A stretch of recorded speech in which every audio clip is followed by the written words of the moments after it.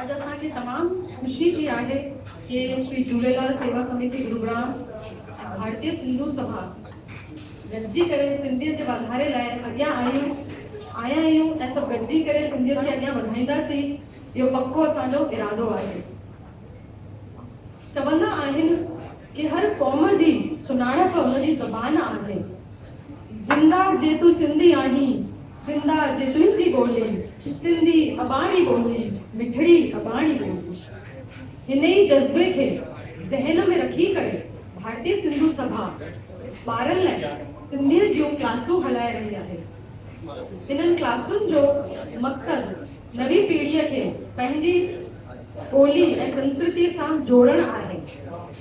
क्लासुनि में ॿार सिंधी ॻाल्हाइण, सिंधी व्याकरण ऐं देवनागरी लिपि सिखंदा आहिनि। भारतीय सिंधु सभा पारां बाल संस्कार शिविर भी लगाया वेंदा आहिनि, जंहिंसां ॿार पंहिंजे सिंधी इतिहास, सिंधी त्योहारनि ऐं सिंधी रीति रिवाजनि जी ॼाण वठी सघनि। शिविर में सिंधी आखाड़ियूं, बाल गीत ऐं सिंधी गीतनि जे माध्यम सां ॿारनि खे मज़ेदार तरीक़े सां सिंधी सेखारी वेंदी आहे। इन्हनि जे लाइ हिननि वटि चङा वॉलंटियर्स आहिनि जेके ॿारनि खे समय समय ते गाइड कंदा रहंदा आहिनि। इहे क्लासूं लॻभॻि मुफ़्त या तमामु घटि ख़र्चे ते हलायूं वेंदियूं आहिनि। बस आख़िरी में मां इहो ई चवणु चाहींदसि